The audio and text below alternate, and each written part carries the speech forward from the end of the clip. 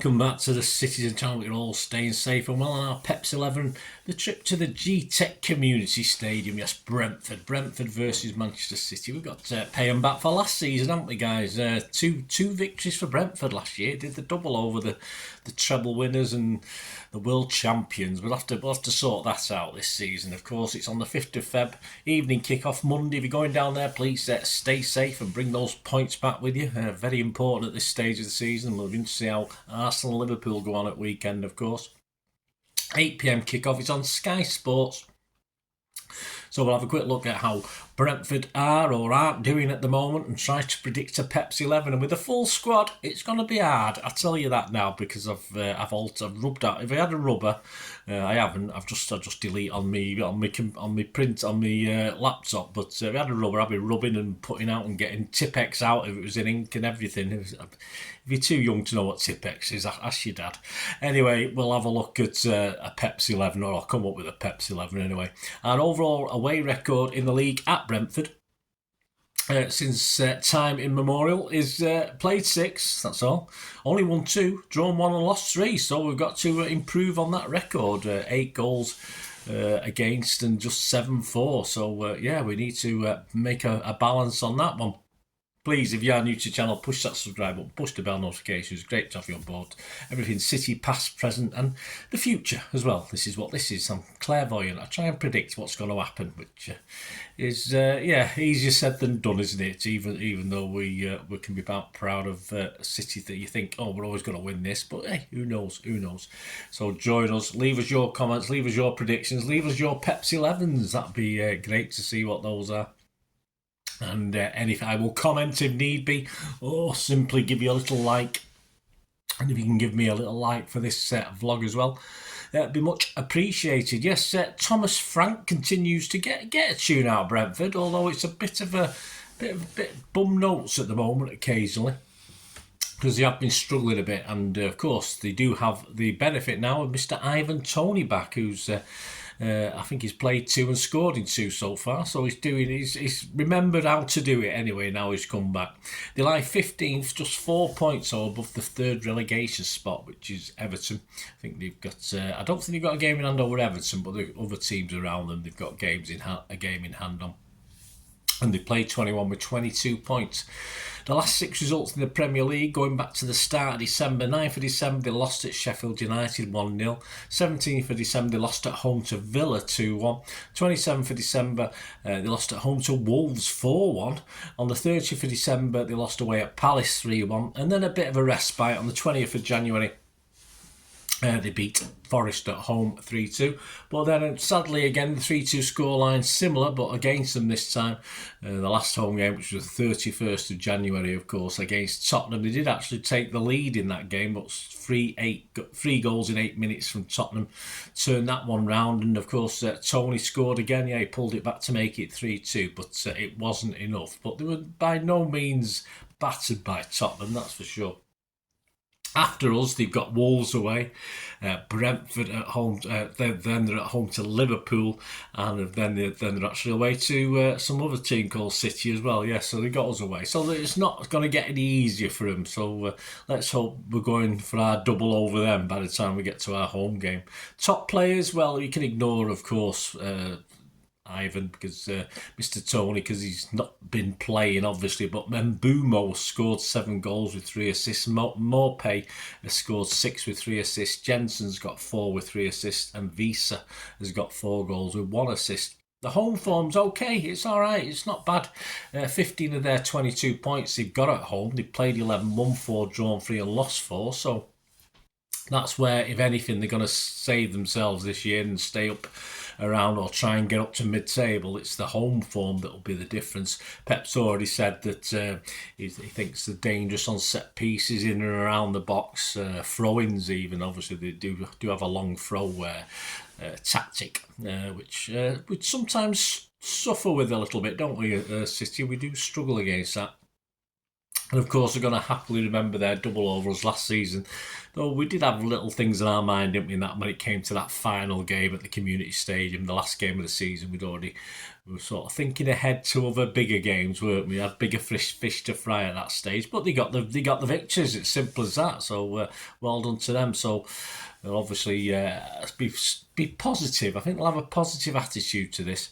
But this is a chance for us to recapture 3 of the 10 points we're still down on last year's matching fixtures, which we need to do to retain our Premier title. I think we could probably drop another 3, 4 or 5 points and probably still win the Premier League. But of course, at the moment, Liverpool are getting on a bit of a run as well, so that might not be necessarily so.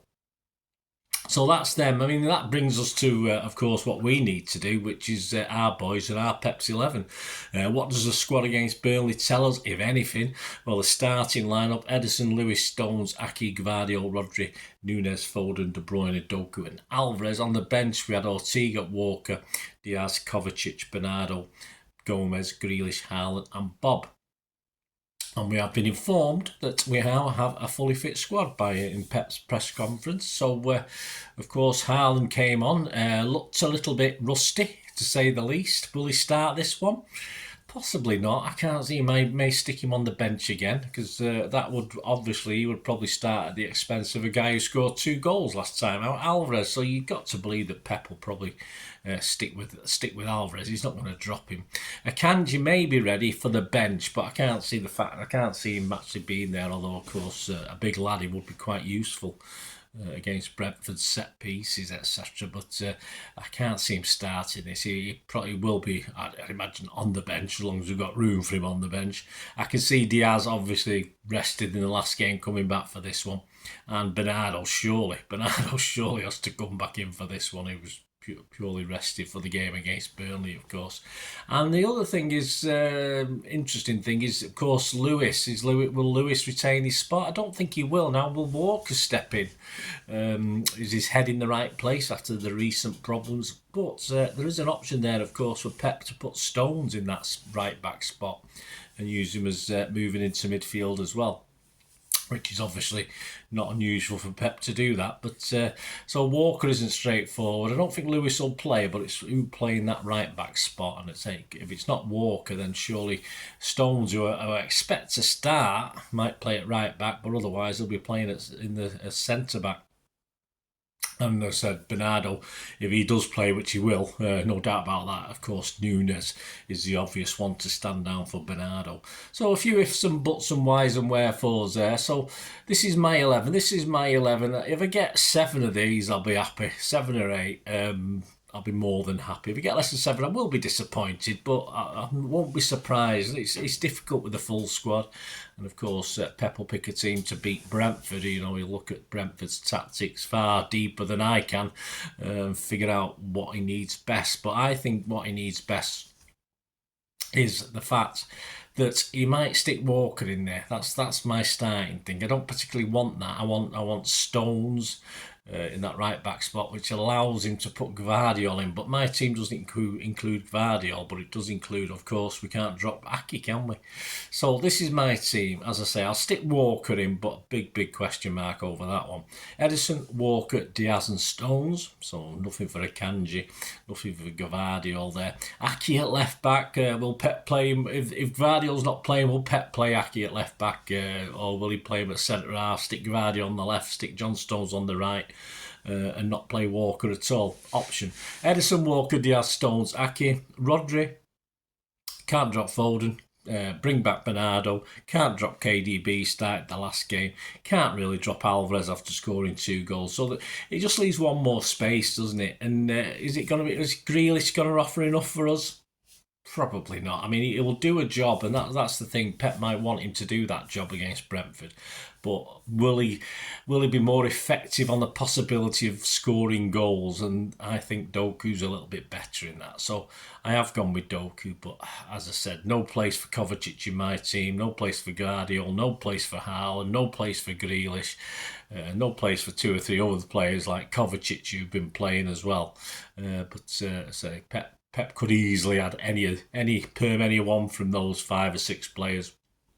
into that 11. So, not overly confident, but let me know what you think, guys. Let me know what your starting 11. Be very interested to see how many people, if anyone gets the 11 out of 11 this week. That'll be a big accomplishment if you do, and all credit to you.